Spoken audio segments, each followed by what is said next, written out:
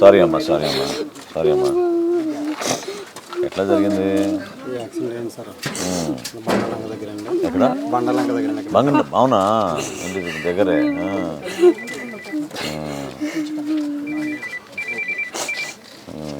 Sorry అమ్మా. ఏం చేస్తున్నావు అమ్మా? నువ్వు కూడా కొబ్బరి వ్యాపారం? అదే అదే చెప్పారు కదా, మీరు చేపిస్తుంటారు. ఇక్కడ చేస్తుంటావా? నువ్వు కూడా తమిళనాడు వెళ్తుంటావా? సంవత్సరానికి ప్రతి పండగ వచ్చేవాళ్ళ లేకపోతే ఎట్లా ఉండేది పాపం ఆయన ఆ రోజుల్లో? 3 months ఒకసారి వస్తుండేవాళ్ళు.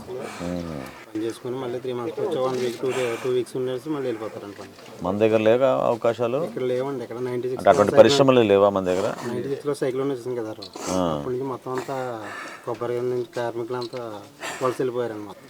ఇక్కడ పనులు లేక, అంటే ఆ పనికి ఇలా అలవాటు పడ్డారండి, వేరే పని లేక. సారీ అమ్మా సారీ అమ్మా సారీ అమ్మా.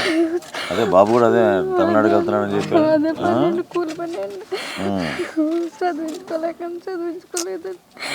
పని కోసం వలసలు వెళ్ళిపోవడం చాలా ఇబ్బందిగా ఉందమ్మా, చాలా ఇబ్బందిగా ఉందమ్మా. సారీ అమ్మా సారీ. లేదు లేదు లేదు జాతమ్మా.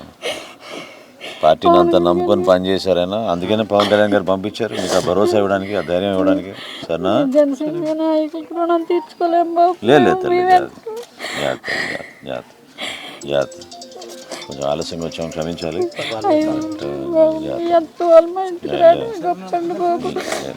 జాత జాత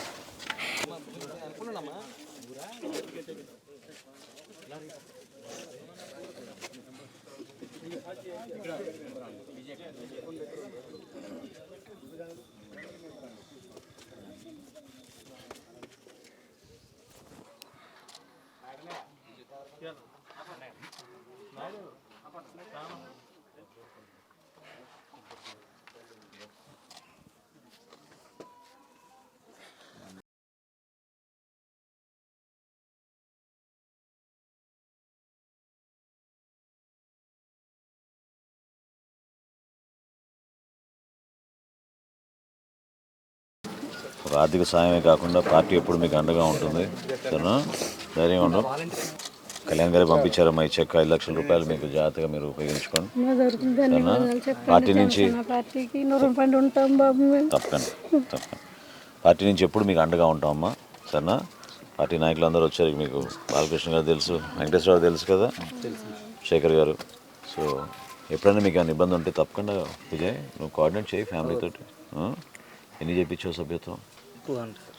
very good. God bless you. జాగ్రత్త చూసుకో, ఫ్యామిలీ టచ్లో ఉండవు. సరేనా? నువ్వేంటి అక్కడ పని పర్లేదా? బతుకు తిరగలేక ఇంకా అక్కడికి వెళ్తాడండి. ఇక్కడ ఏమి బతుకు తిరగలేకండి అక్కడికే వెళ్తాడండి. అలా వెళ్ళేవారు తండ్రి కొడుకునండి. కానీ తప్పదని అక్కడ ఏదైనా పని దొరికితే చేసుకుందాం అనుకుంటున్నాడండి. ఇక్కడే ఉండి బుట్టలు అయిపోయింది, పాపకు పెళ్ళి అయిపోయిందండి. పాప అటువంటి అవకాశం మన దగ్గర లేదు అసలు.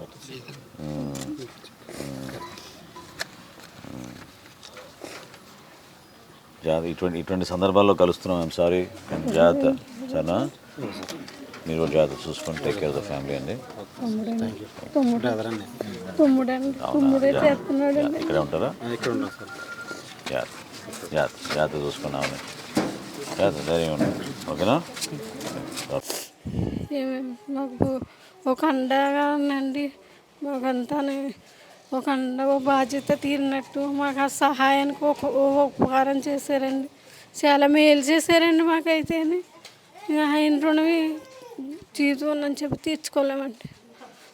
కృతజ్ఞతలు చెప్తున్నామండి పవన్ కళ్యాణ్ గారికి. కళ్యాణ్ గారు చేసిన మేలు జనంలో మర్చిపోమండి. మా కుటుంబాన్ని చాలా ఆర్థికంగా ఆదుకున్నారండి, నన్ను నా కుటుంబాన్ని. ఇలాగా యాక్సిడెంట్లో మరణించారండి మా నాన్నగారు. ఇలాగా చాలా ఆర్థిక సహాయం చేసి నా కుటుంబాన్ని నన్ను ఆదుకున్న పవన్ కళ్యాణ్ గారికి రుణపడి ఉంటానండి. భారతదేశంలో ఏ రాజకీయ పార్టీ కూడా ఇటువంటి కార్యక్రమం చేయడం లేదు. పార్టీ సభ్యులకి ఆపదలో ఉన్నప్పుడు ఆదుకోవడం అనేది మా బాధ్యతగా భావించి పవన్ కళ్యాణ్ గారు ప్రత్యేకంగా జిల్లా నాయకత్వం మొత్తం కూడా వాళ్ళ కుటుంబానికి ఒక ధైర్యం నింపే విధంగా. బాధాకరమైన విషయం ఏంటంటే ఉపాధి కోసం పాపం వీళ్ళు ఇతర రాష్ట్రాలకు వెళ్ళి ఇక్కడ ఇంత అద్భుతమైన కొబ్బరి పంట ఉన్నా కూడా దానికి సంబంధించిన కర్మాగారం అది ఇక్కడ ఏర్పాటు చేసుకోకపోవడం, దాదాపు 20 సంవత్సరాల నుంచి వీళ్ళందరూ కూడా అటువంటి పరిశ్రమ కోసం ఎదురు చూస్తూ ఉన్నారు. అది మన ప్రాంతంలో లేకపోవడం చాలా బాధాకరం. ప్రభుత్వాలు ఇటువంటి వాటిపైన ఆలోచించాలి. ఎందుకంటే నేను శ్రీకాకుళం నుంచి వస్తున్నాను. అక్కడ కూడా జిల్లాకి సుమారు 25,000 మంది ప్రతి సంవత్సరం వలసలకు వెళ్ళిపోతూ యువత, వాళ్ళ అబ్బాయి కూడా ఇందాక చెప్పాడు పాప, అతను కూడా తమిళనాడు పోయి పని దొరక్క ఇక్కడ పని చేసుకుని వస్తూ ఉంటాయి. చాలా ఇబ్బందికరమైన పరిస్థితి. కుటుంబానికి దూరం ఉండాలని ఎవరు కోరుకోరు. ప్రత్యేకంగా మన గ్రామాల్లో ఉన్న అద్భుతమైన వాతావరణానికి దూరం ఉండాలని ఎవరు కూడా కోరుకోరు. ఈ చిన్న చిన్న మౌలిక సదుపాయాలు, ఇటువంటి పెట్టుబడులు వచ్చేటట్టు మన ఒక బాధ్యతగా తీసుకొని ప్రభుత్వం పనిచేయాలి తప్ప 24 గంటలు రాజకీయాలు లేకపోతే ఏదో ఆరోపణలకి పరిమితం కాకుండా సామాన్య ప్రజల గురించి ఆలోచించాల్సిన అవసరం ఖచ్చితంగా ప్రభుత్వానికి ఉంది. మా పరశురాముడు మృతి చెందడం పట్ల మీ అందరం కూడా బాధతోటి ఈరోజు ఆ కుటుంబానికి కలిసి పవన్ కళ్యాణ్ గారు పంపించిన 5 లక్షల రూపాయల ఆర్థిక సహాయం ఆ కుటుంబానికి ఈ రోజున అందజేయడం జరిగింది. Thank you.